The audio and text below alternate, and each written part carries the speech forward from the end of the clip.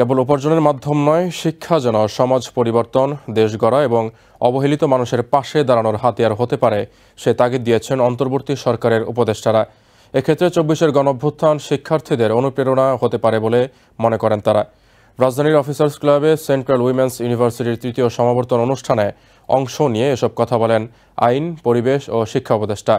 আলাদা এক ব্রিফিংয়ে সরকার, পল্লী উন্নয়ন ও সমবায় এবং যুব ও ক্রীড়া উপদেষ্টা আসিফ মাহমুদ সজীব ভূঁইয়া বলেন, শুধু এনসিপি নয়, সুবিধামতো যে কোনো দলে যোগ দিতে পারেন। শনিবার রাজধানীর অফিসার্স ক্লাবে সেন্ট্রাল উইমেন্স ইউনিভার্সিটির তৃতীয় সমাবর্তনে অংশ নেন আইন উপদেষ্টা আসিফ নজরুল, শিক্ষা উপদেষ্টা চৌধুরী রফিকুল আবরার এবং পরিবেশ উপদেষ্টা সৈয়দা রিজওয়ানা হাসান।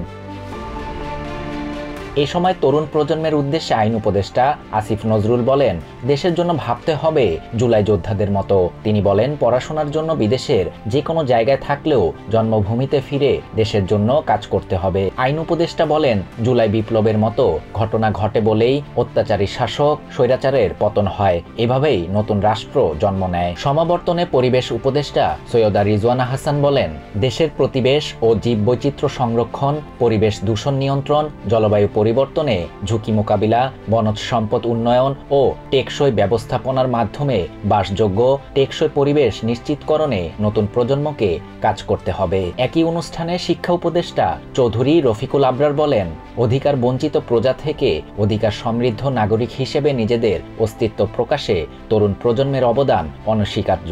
সমাবর্তনের পুরো অনুষ্ঠানে বক্তারা টেকসই, সবুজ ও মানবিক ভবিষ্যতের জন্য তরুণ প্রজন্মকে সাহসী, চিন্তাশীল ও ন্যায়পরায়ণ মানুষ হিসেবে গড়ে তোলার উপর গুরুত্বারোপ করেন।